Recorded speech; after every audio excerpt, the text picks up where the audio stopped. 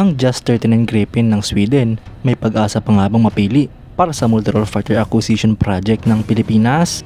Ito nga po mga idol ang mahigpit na kalaban ng F-16 Viper ng Estados Unidos para sa nasabing proyekto.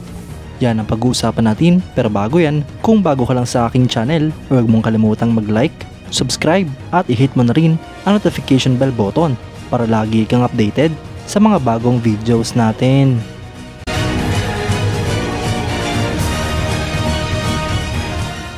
Hindi nga po lingid sa ating kaalaman mga idol na matagal nang ino-offer ng Sweden ang kanilang Jas 39 ERF Gripen Multirole Fighter Aircraft para sa Philippine Air Force.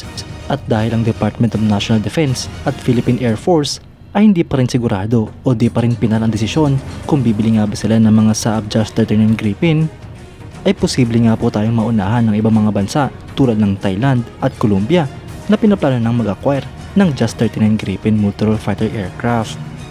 Idagdag pa nga po dyan mga idol na meron ding mga reports kung saan ang Swedish Parliament ay nakatanggap ng request para sa approval ng potential sale ng 100 Gripen ERF para sa Peru. Ibig sabihin mga idol, ang South American country na ito ay interesado ring mag-acquire ng mga Jas 39 Gripen. At kapag in-acquire na nga po ng Thailand, Colombia at Peru ang mga eroplanong ito, ay mapupunta na nga po sa pinakahuling listahan ang Pilipinas kapag nag-decide ito na bibili rin tayo ng mga Jas 39 Gripen. Kaya't kung pipiliin nga po ng Pilipinas ang Jas 39 Gripen kumpara sa F-16 Block 70-72 Viper at KF-21 Boramae, ay dapat na nga po itong madaliin, lalo pat meron ng ilang mga bansa na nag-aantay para sa mga eroplanong ito. Kapag nagkataon mga idol ay mas tatagal nga po ang delivery ng mga eroplano at posible pa nga pong magmahal ang presyo nito. Ang option na ito mga idol ay ibang senaryo kumpara sa nauna nating ibinalita na mga bagong F-16 na ino-offer ng Estados Unidos para sa ating bansa.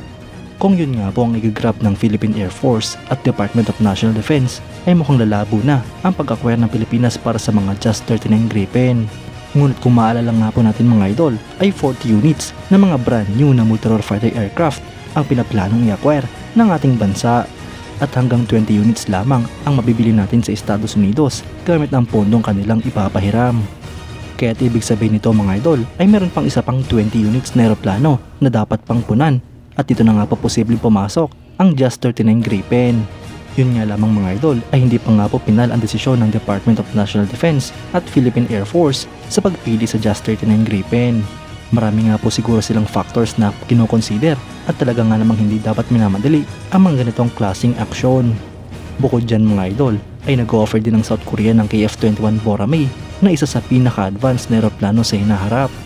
Kasalukuyan pa nga rin po itong dinedevelop at posible nga po ang Pilipinas ang maging isa sa kauna-unahang operator ng aeroplanong ito kapag ito ang ating pinili. Kaalyadong bansa nga rin po natin ang South Korea, kaya't siguradong maganda rin ang kanilang i-offer para sa ating bansa. Alin man nga po dito ang mapili ng Pilipinas mga idol ay dapat talagang makabili na ng mga brand new Multirole Fighter Aircraft ang ating bansa, lalo pat kailangan na kailangan ito upang protektahan at depensahan ang ating mga teritoryo. Kayo mga idol, anong masasabi nyo? Comment down below for your thoughts and opinions. At yan nga lang po ang pag-uusapan natin ngayon mga idol. Maraming salamat sa panonood. Huwag nyo rin kalimutang mag-like at subscribe bilang suporta sa ating channel. Mabuhay kayo mga idol!